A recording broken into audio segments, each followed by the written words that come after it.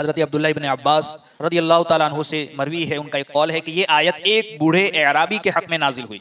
कि जिसने सैयदुल मुरसलीन सल्लल्लाहु अलैहि वसल्लम की खिदमत में हाजिर होकर अर्ज़ किया कि या नबी अल्लाह, मैं बूढ़ा हूँ, गुनाहों में गर्क हूँ, इसके सिवा जब से मैंने अल्लाह अज़्ज़ वजल को पहचाना, उस पर ईमान लाया हूँ, उस वक्त से कभी मैंने उसके साथ शिरक नहीं किया। यानी इसने आकर कहा, या नबी अल्लाह, मैं एक बूढ़ा शख्स हूँ, मैं गुनाहों में गर्क हूँ, लेकिन जब से मैंने अल्लाह को पहचाना और मैं उस पर ईमान लाया हूँ, तब से मैंने कभी किसी चीज़ को अल्लाह की ज़ात के साथ शरीक नहीं किया। उस वक्त से मैंने शिरक नहीं किया, उसके सिवा किसी और को कारसाज़े हकीकी नहीं बनाया, यानी अल्लाह के अलावा मैंने किसी को कारसाज़े हकीकी नहीं समझा, और जुर्रत व दिलेरी के साथ गुनाहों में मुबतला न हुआ, और एक पल भी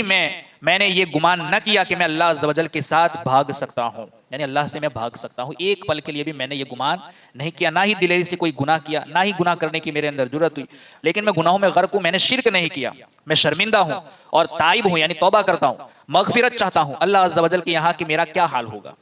सरकार की बारगाह में आकर उसने ये सारी बातें की कि मैं गुनाहों में गर्क हूँ, बूढ़ा हूँ, लेकिन जब से मैं ईमान लाया हूँ, मैंने अल्लाह की ज़ात के साथ किसी को शरीक नहीं ठहराया, ना ही मैंने दिलेरी से गुनाह किया, लेकिन मैं शर्मिंदा हूँ अपने गुनाहों पर और तौबा करता हूँ कि अल्लाह के यहाँ मेरा क्या हाल होगा। तो उस वक्त ये आयत करीमा नाजिल हुई कि अल्लाह शिरक के जो उसके साथ किसी को शरीक ठहराए वो उसे नहीं बख्शता, उसके अलावा उससे नीचे जो कुछ है अल्लाह जिसके लिए चाहता है माफ़ फरमा देता है, यानी शिरक के अलावा नीचे जितने गुनाह है अल्लाह जिसके लिए चाहे माफ़ फरमा देता है। अब इस आयत से 3 मसले मालूम हुए।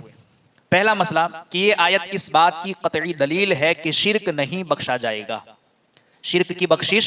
नहीं होगी। शिरक यानी अल्लाह की ज़ातो सिफ़ात में किसी को शरीक ठहराना, जैसे अल्लाह के लिए हम कोई चीज़ मानते हैं वैसा ही किसी और के लिए मानना ये शिरक है।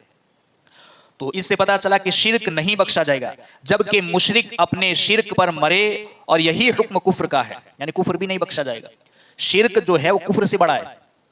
और कुफ्र भी नहीं बख्शा जाएगा इसी तरीके से, जब तक कि जिसने शिरक किया है वो शिरक ही पर मरेगा तो फिर उसकी बख्शिश नहीं होगी। इसी तरह जो कुफ्र में और कुफ्र ही की हालत में मरेगा तो उसकी बख्शिश नहीं होगी। बल्कि उलमा ने यहाँ शिरक से मुराद कुफ्र लिया है। हाँ, काफिर और मुशरिक की जिंदगी में तौबा करे, यानी काफिर और मुशरिक अपनी जिंदगी ही में तौबा करे तो उसकी तौबा यकीनन मकबूल है। मरने से पहले अगर वो तौबा कर ले तो तौबा अल्लाह कबूल फरमा लेता है, मगर शिरक और हालत कुफ्र में अगर मरेगा तो फिर उसकी बख्शिश नहीं है। बख्शिश के लिए जन्नत में जाने के लिए ईमान शर्त है, अगर ईमान पर उसकी मौत है तो तौबा की है उसने तो अल्लाह बख्श देगा, और अगर कुफ्र और शिरक ही पर मरा तो बख्शिश नहीं होगी। दूसरा मसला कि